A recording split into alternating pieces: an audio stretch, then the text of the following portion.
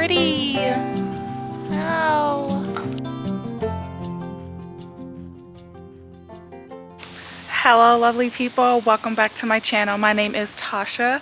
Thank you for clicking on this video. I am going to be doing some garden things this afternoon, so I thought that I would bring you all along and give you all a little update because it's been a little over a month since I've shown you guys the garden, and that video randomly has been getting traction just recently, so thought it was a good time to do an update because things definitely have improved and grown quite a bit.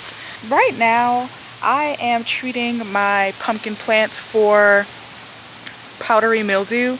It is very common among squash plants and even sometimes in tomatoes, and I had to cut out a big part of it. Lots of leaves had to go, and it's not the end of the world. I have two pumpkins that I'm trying to divert its energy to. You see that green one there? I'm trying to divert the energy there, so I don't mind taking off a lot of the foliage, but I really should have got to it earlier. When I first saw it, it spreads really quickly. I'll show you what it looks like because I didn't cut out all of it.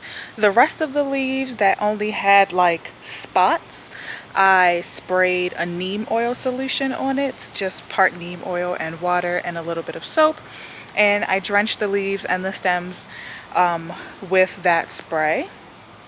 And I saw online that it's supposed to, you know, help subdue the powdery mildew. I've never tried it before, so we'll see what happens. I just don't want the mildew to spread so much that it kills the whole plant and then my pumpkins don't have the chance to ripen. So yeah, let me show you what it looks like. So you see those spots?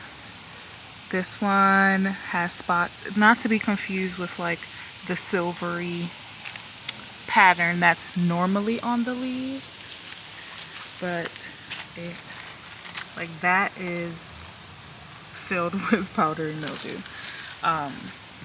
This one is completely covered. But look, we got some zucchini growing, and I'm really excited to harvest some bigger items today. I've been harvesting lots of tomatoes.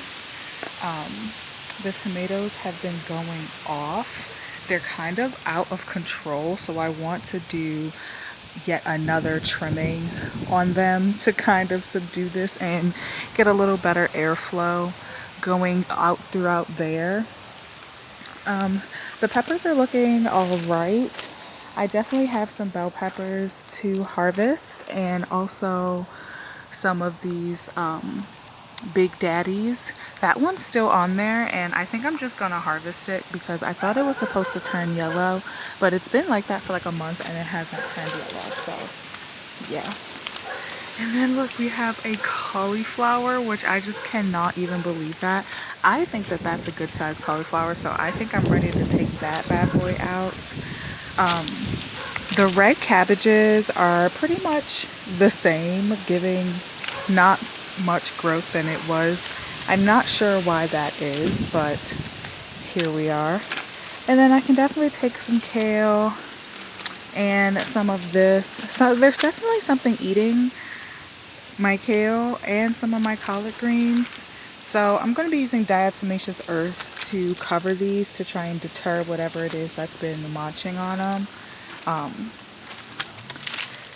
And then guess what? We have cabbages. One cabbage, two cabbage.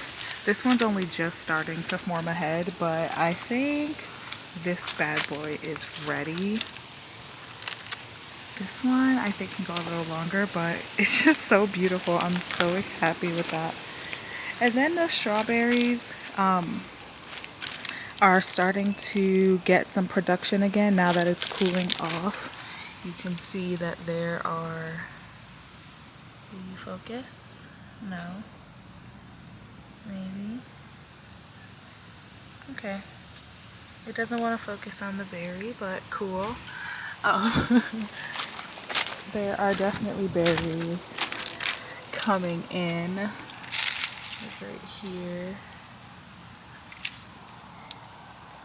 They're a little deformed, but it's coming. And then the snap peas that I planted in the last video are doing well. They haven't started giving me peas yet, but I'm glad that they're actually growing, unlike the cucumbers that I tried earlier. And what else do we have? There's also some acorn squash. I've been harvesting acorn squash already. This is like the third or fourth one, and I believe the last one I'm gonna get off of this plant. So it's just been chilling there. And we got lots of bell peppers ready to be plucked. Oh, and the flowers. I planted flowers as well in the last video, and so I want to show you guys what the flower growth is looking like. I did them in the pots that I scored from the estate sale. So this is how I kind of styled these two orange pots, and this one has the Elysium in it, and it looks really pretty, but no flowers yet. And then these are my California poppies. They are looking really good, but also no flowers yet. And then I put the sunflowers around the fire pit, and we have some of them that have gotten so tall, especially in this pot. It gets the most sun, but it all looks really great. And I bet you're wondering what this is. And I have been growing a clover lawn. Let's talk about it. About 2 weeks ago, I had a moment where I spent the whole weekend hand weeding this entire yard. And then I laid down some white Dutch clover, and I have been nursing this clover for the last 2 weeks, and it's looking pretty great in some areas and pretty bald-headed in others. Like you can see, that's lacking a lot of green comparatively. So I went out and bought more seeds because it has been 2 weeks, and so I want to put more seeds down in this area where it did not really take very well, and hope that it still establishes before we get our first like real frost, which will be like sometime in early October is the predicted moment. But yeah, that is a quick update on everything that's been going on in the garden. I'm going to hop back into working on chores. I want to put some compost down and put down that clover seed and trim the tomatoes. So let's get some work done. Oh, did I also say I want to collect marigold seeds for next year? I have a lot of deadheading to do, and I want to collect these seeds.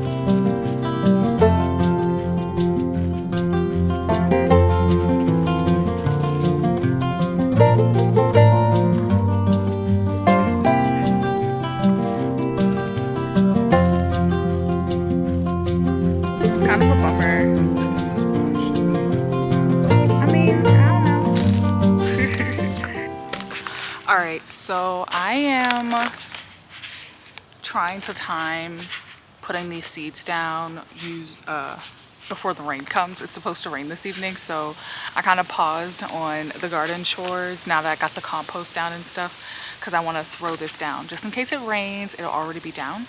So this is what I'm using. It is white Dutch clover, and it's apparently like a 1 pound bag is supposed to cover 1,000 square feet. I initially used 2 bags on this yard, but the soil closer to the house was like really like sandy and not very good, so I don't think it took very well. So that's why we're gonna put it down on these bald spots.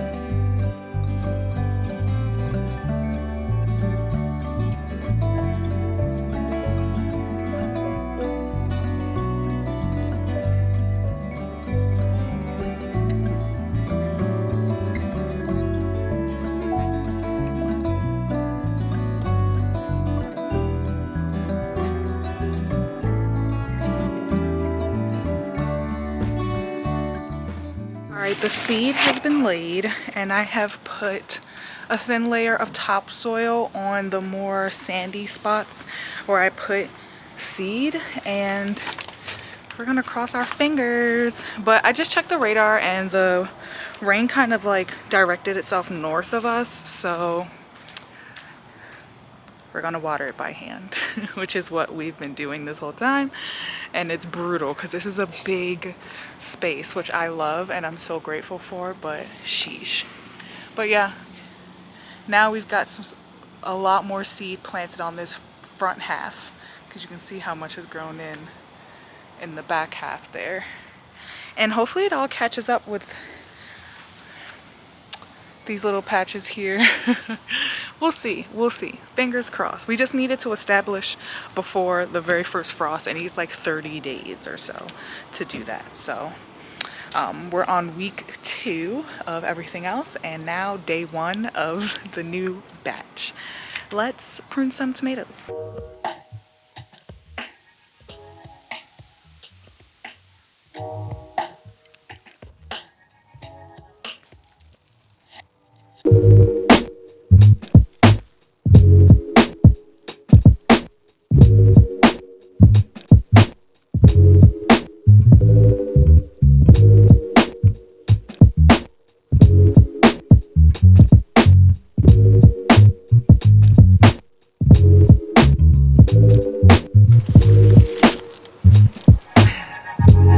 Let's harvest a cabbage.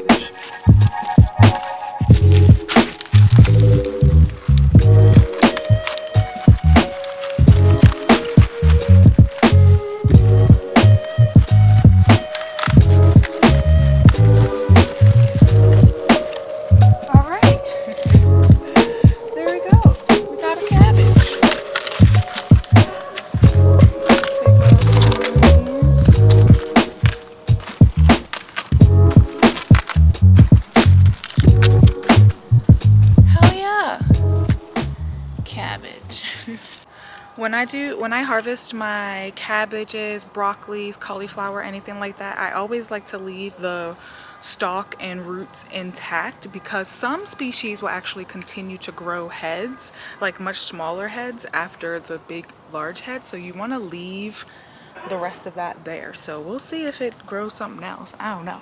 Let's get the cauliflower.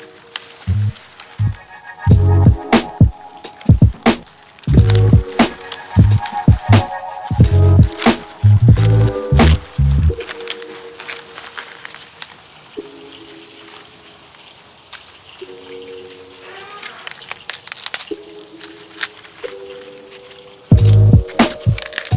is so beautiful. Oh my gosh.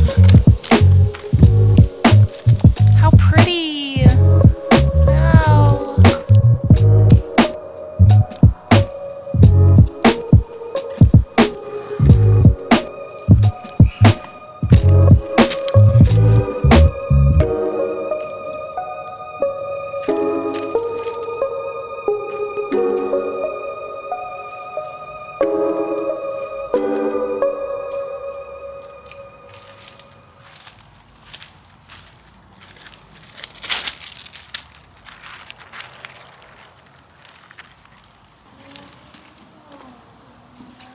I'm actually blown away that I grew a cauliflower and a cabbage this year with how much I struggled with the soil health and starting my garden late. I'm super excited to be seeing this type of abundance. Like, that's so cool.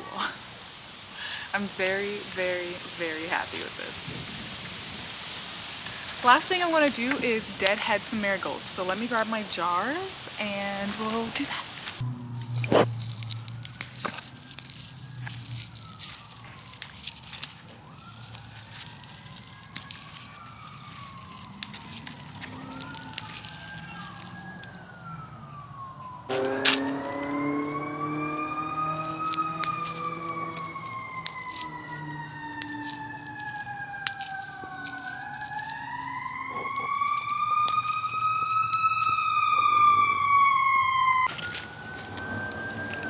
I have like, oh my gosh, my hair has gotten bigger and bigger. Okay. I have, I think, 3 different types of marigolds out here. So here's my little jars. And I have like 2 types of yellow. One, the petals are more frilly than the other. And then I have orange. And essentially how these work is like the seeds are inside of this green pod. It's not the orange petals, it's what the petals are attached to. So if I cracked open this green pod, there'd be all these seeds that almost look like blades. They're like lines. It's not like a tiny like circular seed. The seed is long and thin, and it lives inside of the base of the plant. So I'm going to let these air dry with the lids off and let them dry out even more before I crack them open and just process only the seed part that I need. But yeah. What a nice little evening in the garden. Thank you guys for joining me. I hope you got inspired or maybe some ideas for your garden. It is sunset now, so I'm losing my light, but I am done. I did all of my chores, and I need you guys to cross your fingers and your toes that we can get the other half of this yard covered in some clover, okay? I want so badly to have a clover lawn, and I think I can do it. All right, we're already halfway there. But let me know what has been thriving in your garden this year. Let me know what you're growing for fall, and if your fall seeds have sprouted yet. I will see you guys in my next video. Thank you so much for watching. Bye. Or just the sidewalk around here. Yeah.